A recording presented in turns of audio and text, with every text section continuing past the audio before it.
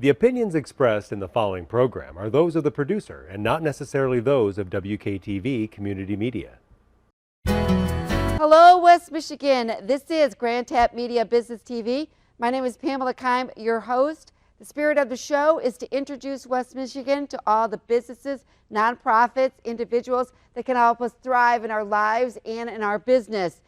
So I want to welcome you to the show today. We have a very special guest today. Her name is Kristie Stocker. I met her through Toastmasters International. She came to a training and she totally blew my mind on knowing people's personality to help them thrive in leadership in your organization and so creating seriously fun success. So I want to welcome Kristie Stocker to the show. And hi dear, welcome to the show. Hey, thanks Pamela. Thanks for having me. I'm excited to be here. It's gonna be fun. All right, I will tell you when you did that presentations and you did training in a Toastmaster International training, what I was part of, and how you broke down the personalities and what personality was mine. I was actually kind of like, I can't believe that's me, but we can joke about it now, but a lot of people have no idea what really, they kind of have a little bit of a hint of what makes them thrive, but when you actually see that it's actually, you're part of a group of people that are like this and what you need to thrive, it opened up my world. But I do joke around and I do still say squirrel. I do get very distracted.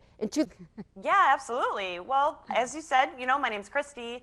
I'm a success coach, I'm a leadership consultant, and I am a professional speaker. So I do go around all over the country, if not the world, and I basically do. I help people have that seriously fun success, but I really help driven professionals become those rock star leaders, right? So like you were talking about thriving in success, well, if you understand yourself, like you were talking about, right? We went through some trainings, and the more that you understand yourself and what motivates you and what drives you, the more that you can become that higher level leader or just basically more success in your life. So basically what I do is I work with people on an individual basis as a success coach. So if you're in your job and you say, you know what, I really want to get to a higher level of leadership. I just don't know how. I don't know if I have the skills.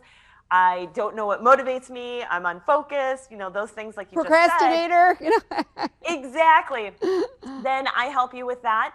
And then on the second level, I also help people who are perhaps in a career that they're not happy with, that they're not thriving in, that they don't feel is aligned with their purpose and their passions, but they're a little scared to get out and transition.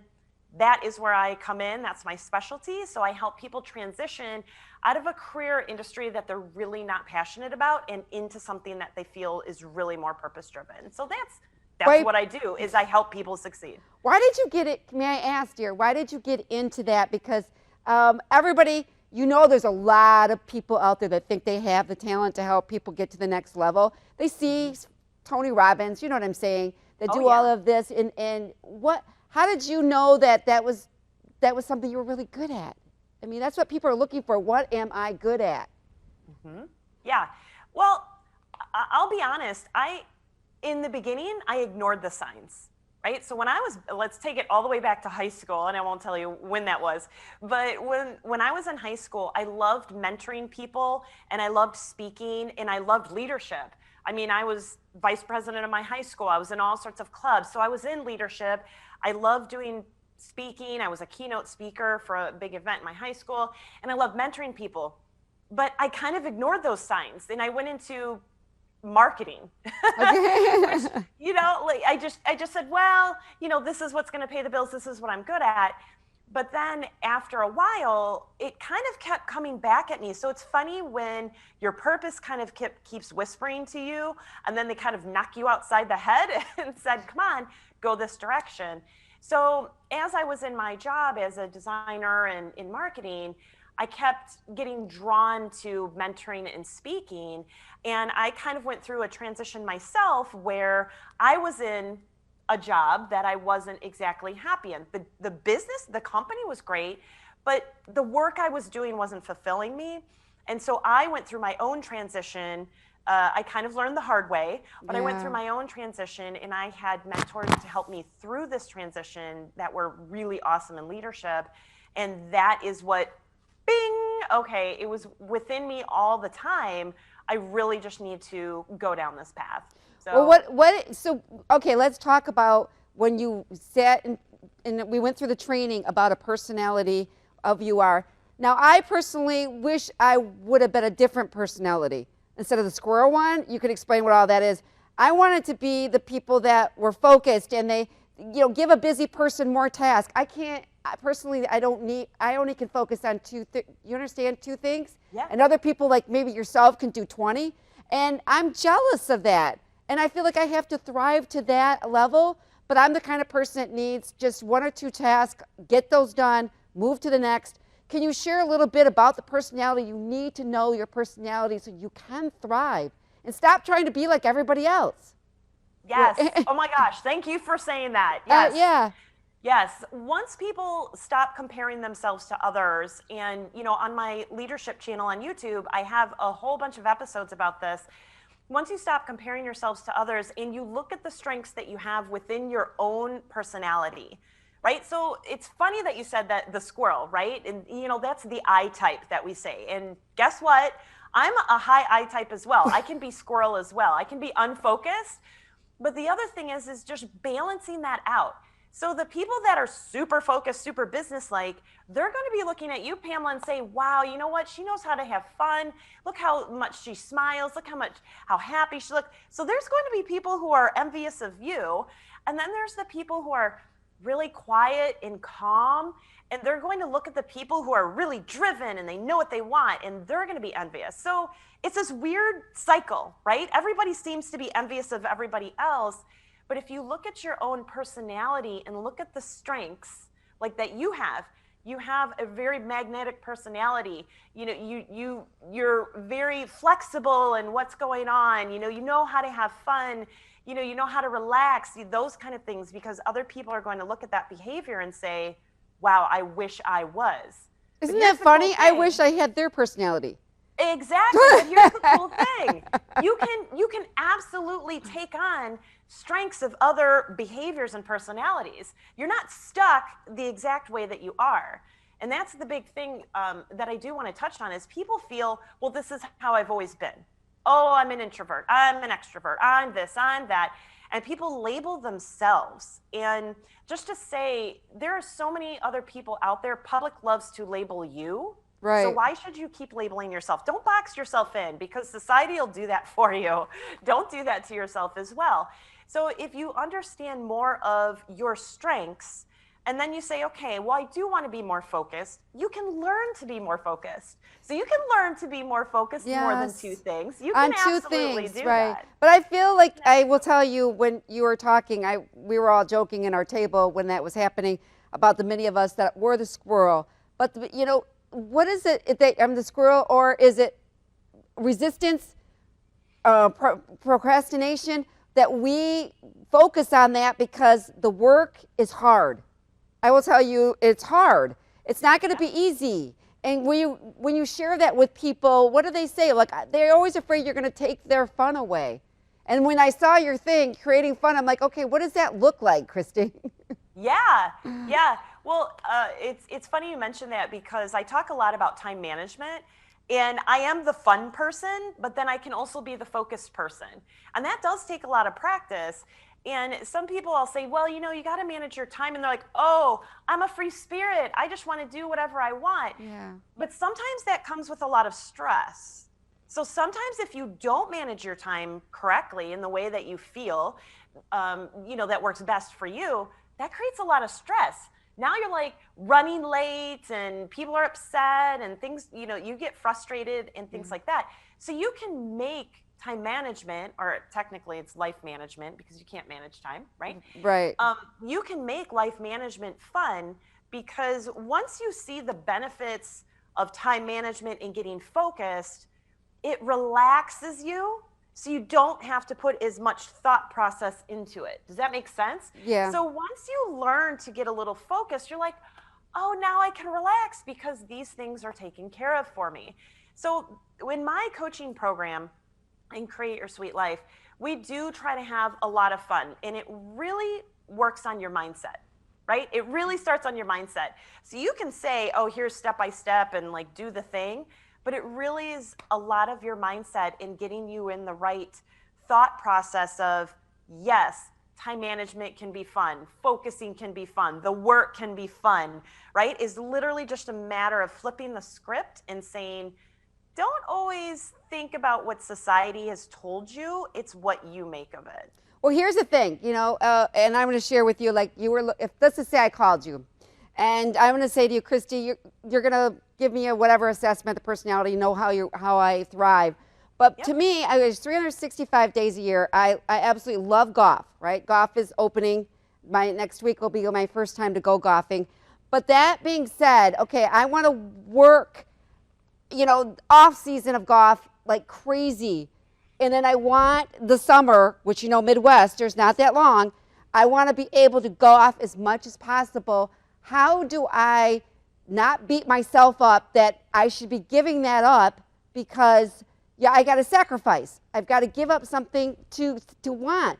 Do you understand what people are saying? Like maybe they're skiers Yeah. and winter is the time. And Yeah. you're out where? I mean, maybe it's vacation, Yeah. 2 months, right? Yeah. How does that look? The hustle plus I need to be outside, or I'm not going to get the what I need the last. Yep, year. Does that make sense? absolutely. Well, Okay. and I just dropped an episode that the title was "Do More of What Makes You Happy," right? I mean, that's really the big thing. So I have a ton of people that say, "Oh, I would love to move out where I am and go be on an island or go to the." You can absolutely do that. It really just revolves around purpose. Everything that I teach, either in my coaching programs, my speeches, my leadership consulting, whatever it is, it always revolves around that purpose. And a lot of people say, oh, find your purpose, it's very woo-woo. No, it's everything. It's everything. Because if you Do what you love. Do what you love. You're not paying your bills. Do what you love. Do what you love. Yeah, but there's a purpose to it, right? So if you want to golf 3 months, let's say you just don't want to work for 3 months, and you want to golf for 3 months straight in the Midwest, well, then you could absolutely do it. But it does take the work on the other side to do it. But if you have that dream and that goal and that belief, which is huge, if you have that belief in front of you and you can picture it and say, yes, I will be golfing for 3 months straight and not work, then you can absolutely do it. And that's actually where I come in, because then we actually create the roadmap to do that. Because people are like, how in the world could I not work for 3 months because, you know, ABC, bills, family, things like that. You can absolutely do it.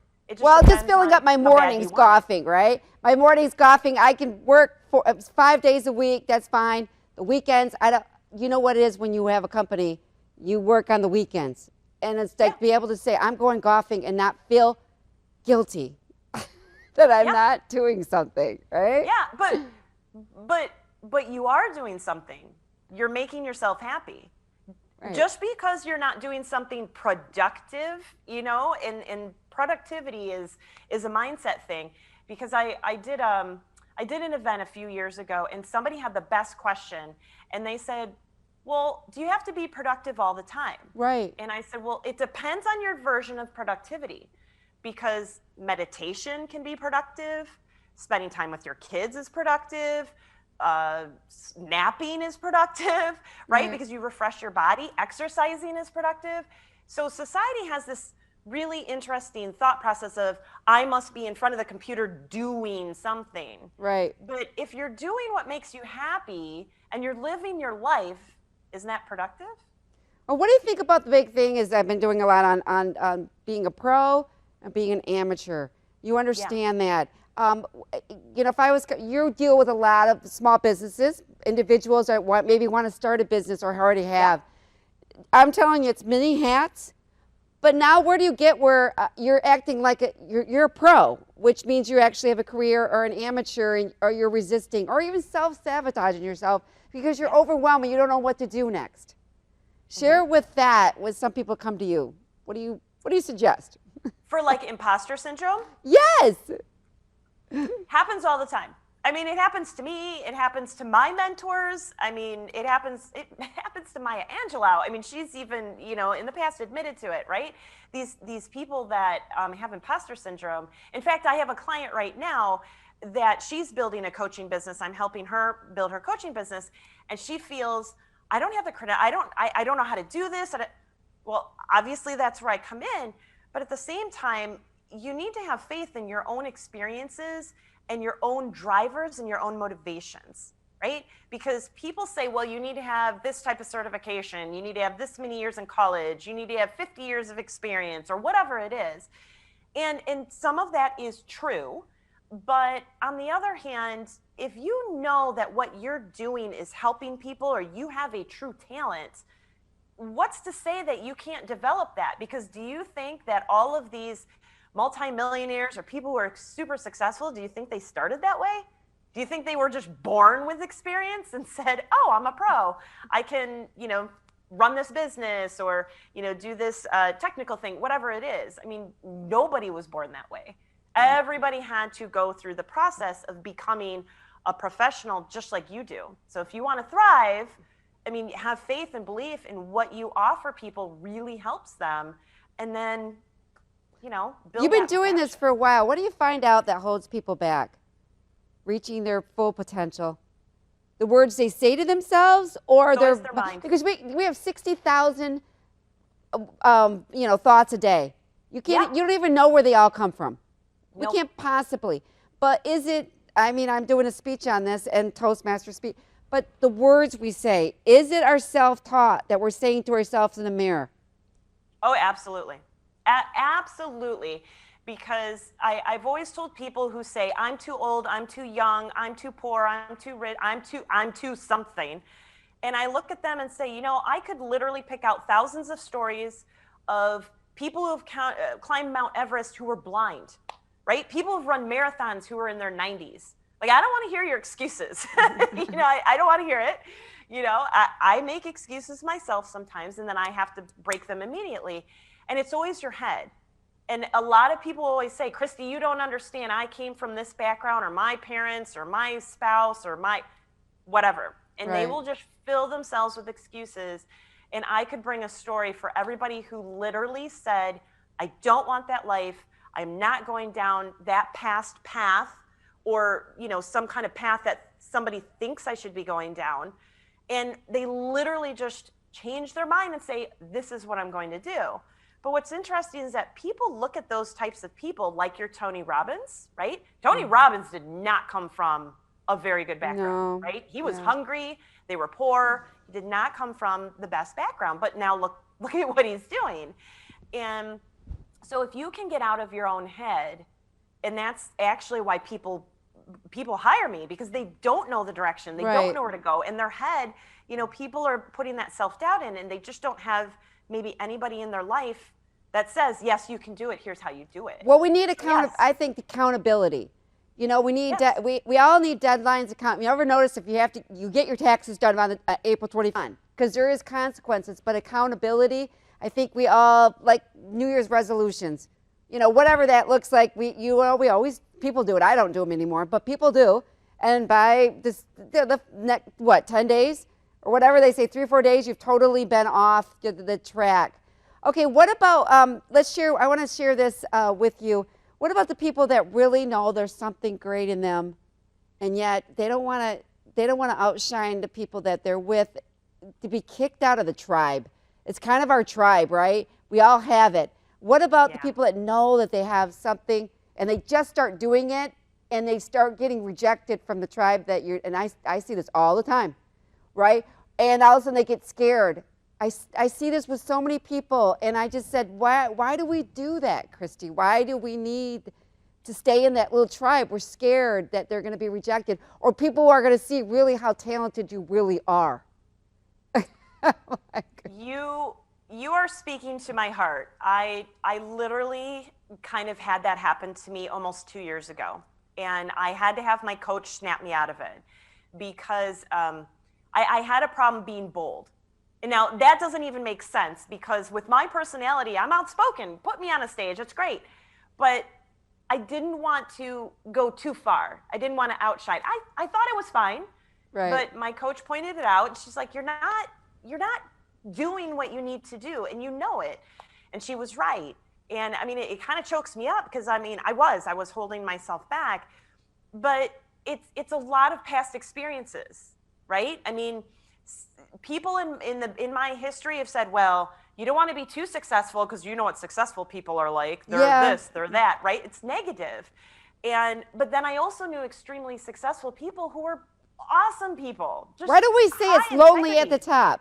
They say that it's lonely at the top, you know. It can be lonely at the top, but here's the thing. When you, Charlie Tremendous Jones talked about you are who you will be in 5 years based on the books you read and the association that you hang with, right? That's what he said. And that I took that to heart. And I love my friends and family, right? They're awesome. Right. But, you know, and at the same time, if I want to be at a certain level, I also need to associate with people at that level, right? So you need to be bold. Right. I mean, it doesn't have to be lonely at the top because there's other people at the top that will welcome you to that mountaintop. Like, come on, it's great up here. Have fun. You know, this is great. But at the same time, you know, you're going to have to be bold. And now you need to make a choice. Everything's a choice in life. Well, we adapt to our environment, correct? Exactly. On that one. And we have all done that. And as soon as we get put into another environment as you move up, it's unfamiliar.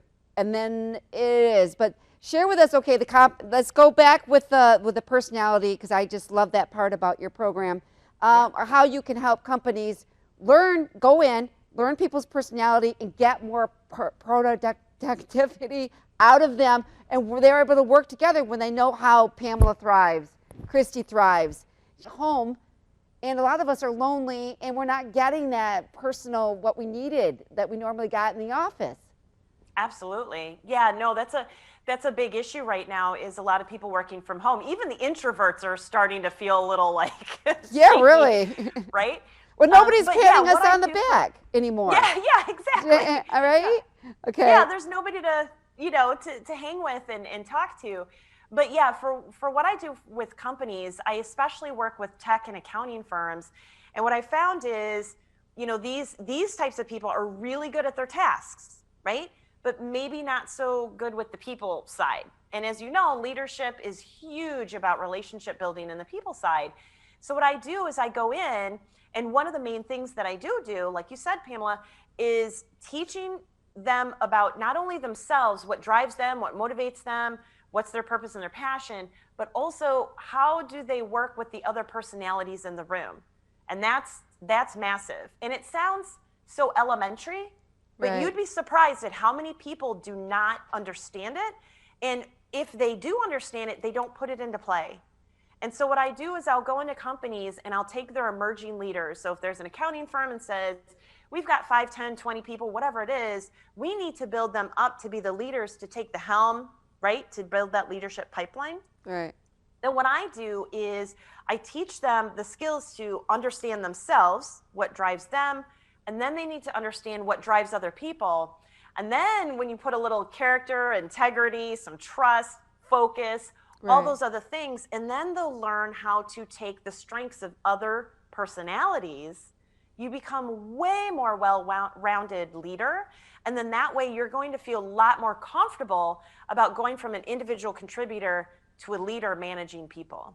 So, I mean, that's what I do is really taking those emerging leaders, building them in a really foundational way, not just let's read some text and some theories and things like that. We go deep. Like that's how I'm a little different is we really go deep into the person because you need to bring out what's really positive about that person, what drives them, and then take that strength and then make them the leader because not everybody's the same, right? Right, and everybody has seasons of their career. Maybe if they become a mom, they need more free time to go home or a little bit early. You know what I'm saying? Early. Maybe she works a little bit on the weekend because the dad's home. There's so many things that I thrived better under those conditions. And then all of a sudden when my kids were all grown, I'm like, okay, now I can give 60 hours a week or 40, you know what I'm saying? It fills the void of my kids all growing up. I think once you know that, and then a personality, what do you want the individual looking out here in West Michigan and what you're in Detroit, so it's not too far. And with Zoom, it's all different. I mean, share with us what you can do for somebody like is really drowning in 2000 because of COVID. Their whole life's been flipped. How do we thrive, and how do I pivot is what the word is. My husband hates that word now because everybody says it, but what does it actually mean, right? But we all need to pivot and do something out of our comfort zone because everything we know is been taken from us right now still. Yeah, right? Absolutely.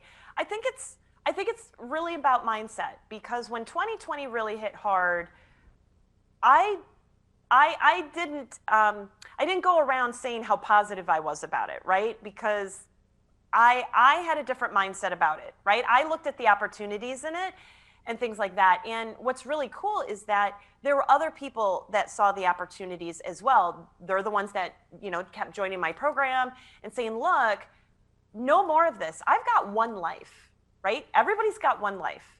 Mm-hmm. And you have the choice of how you want to spend it.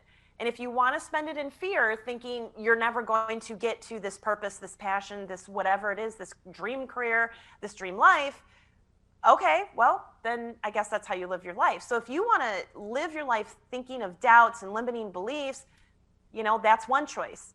But if you are, like you said, you're ready to pivot and be bold and say, I've only got one life, I need to spend it the way that I really want, and this is not it, then that's where I come in. So the people that join my program, that call me up, we get on a phone call, we do a free leadership session. We kind of walk through and say, what is driving you? What is not driving you anymore? What do you want to change in your life? And then what I do is I actually help them create a personal roadmap to get there. So the people that never thought they would own a business, the ones that never thought, I'm in IT, but I want to be a vet tech, or I'm a lawyer and I want to go to Africa and help starving children in cultures and things like that. They all thought they could never do that. Well, what about people that have had a business and they weren't able to make it very successful, and now this is it? I think it's the greatest opportunity ever with Zoom. Like you would have to come in here normally. But I would say basically this is it. The opportunity, even though people don't think the money's there, it is. And then, there's so many creative ways of getting it now. And I think social media has opened up doors where you can do a lot on your own without very little. Does that make sense? No, it absolutely does. And that's what I'm teaching my clients right now, the ones that want to open businesses. They have a traditional view. And I said, well, what about this? What about, what I mean? We go through all these different innovations and ways that they can get clients, the ways that they can help people in other countries if that's what they want to do. And if you've got a business, I mean, it's this whole time has really been interesting because it shows you how people can and cannot deal with adversity, right? Overwhelming, right? And somebody like you, I think one thing about having you, hiring you, is that you can say, okay, we aren't going to do 20 things, but we all think we have to, no, we're going to focus on these two, right? Or three. For me, it would be two. You pinpointed it. That's perfect. That's exactly what we do. We take all the noise out and we say, what do you want to do? I want to do this. Great. Now we're going to get super focused. Everything else is moot. We're literally going to focus on these things, and that's where you get the success. Right. Because you can do it doesn't mean you should do it. That's what I tell all my clients. They reach you, and in a nutshell, what exactly you're going to be able to do when you do connect with them. Yeah, absolutely. So obviously I'm online, so you can go to KristieStocker.com. I also have a leadership YouTube show. So if you tune into KristieTV.com, KRISTIE TV.com, you can go on there and see all sorts of great leadership episodes on that. But if you want to contact me, if you're either interested in getting into my coaching program, right? You're that professional that just, you need to up level, right? You either want to go higher in leadership, or perhaps you want to start your own business. But the big thing is you're a driven professional that just feels a little stuck and you just need that kick, right? That kick in the right direction. I want to thank you for being here, and I'm so glad that you were able to connect with West Michigan, share what you can do, and with Zoom, the worlds are at our fingertips, correct? This is Pamela Keim from Grand Tap Media Business TV, and we will catch you next time. Take care, everyone. Bye.